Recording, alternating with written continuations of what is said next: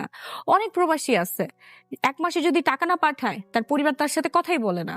টাকা পয়সা জীবনে সবচেয়ে বেশি জরুরি নাকি ভালোবাসা জরুরি? টাকা না থাকলে ভালোবাসা জানালা দিয়ে পালায়। যদি আও করি ওইটাও ব্যবসা হয়ে যায়। থাইল্যান্ডে যাওয়ার কথা ছিল, থাইল্যান্ডে না যেয়ে এজেন্সির লোককে বলেছে আমার হাজবেন্ড যে আগে আমরা সিঙ্গাপুরে যাব এবং 20 তারিখেই যাব, শুধু আইফোন কেনার জন্য। আইফোন কেনার জন্য সিঙ্গাপুরে যে ওই দিনই এয়ারপোর্ট থেকে নেমে আগে হচ্ছে আইফোন কিনতে গিয়েছি এবং আইফোনটা আমার সাথে আছে। আইফোন হচ্ছে 16 প্রো ম্যাক্স 1 GB-টা।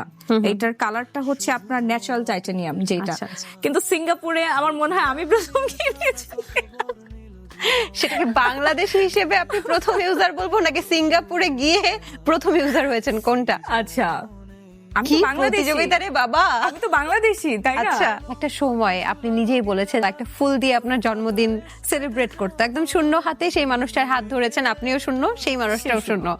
এখন যে স্বর্ণের চেন দিচ্ছে, আইফোন দিচ্ছে, কোন সময়টা আসলে ভালো লাগে মাহি আপু? ওই সময়টা নাকি এখন? ওই সময়টা বেশি মিস করি। আসলে তখন ফুল দিলেও আমরা একজন আরেকজনকে অনেক বেশি সময় দিতে পারতাম। আমরা একজন আরেকজনকে আসলে এইভাবে সময় দিতে পারি না। আমরা আমাদের এমন একটা সিস্টেম হয়ে গিয়েছে, আমরা কথা বলে ওটা ব্যবসার কথা, প্রেম করার সময় নেই, যে কথাই বলি বিজনেস, যদি আও করি ওইটাও ব্যবসা হয়ে যায়।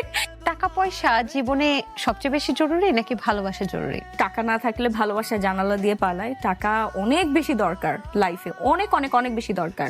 যখন আমার বাবা অসুস্থ ছিলেন তখন আমি তো একদম বেকার ছিলাম। হসপিটালে যখন আব্বাকে অ্যাডমিট করা হয় সেভাবে আসলে আমরা টাকা পয়সা ওই মুহূর্তে দিতে পারি নাই। আমার এখন অনেক বেশি আফসোস লাগে এই মুহূর্তে।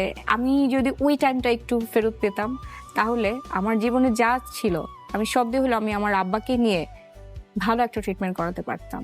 আব্বা তো মারা গেছে। আমার আব্বা মারা গিয়েছে। টাকা যখন আপনার কাছে থাকবে না তখন আপনাকে কেউ দাম দিবে না, আপনার মাও আপনাকে দাম দিবে না। It's true. আপনি যখন টাকা দিতে পারবেন না আপনার পরিবারকে, আপনার পরিবার আপনাকে দাম দিবে না। অনেক প্রবাসী আছে, এক মাসে যদি টাকা না পাঠায় তার পরিবার তার সাথে কথাই বলে না। সন্তানও তখন অপ্রিয় হয়ে যায় বাবা মায়ের কাছে। একটা টাইম ছিল আপু আমার যে আমি নিজে একটা জোড়া জুতা কিনে নিব, সেই টাকা আমার কাছে ছিল না। আমার খুবই কাছের একজন মানুষকে আমি বলেছিলাম যে আমাকে এক জোড়া জুতো কিনে দাও। আমার জুতাটা নষ্ট হয়ে গিয়েছে, ছিঁড়ে গিয়েছে, সে আমাকে দেয় নাই। সে আমাকে চাইলেই 150 টাকাতে এক জোড়া নতুন একটা জুতা কিনে দিতে পারতো।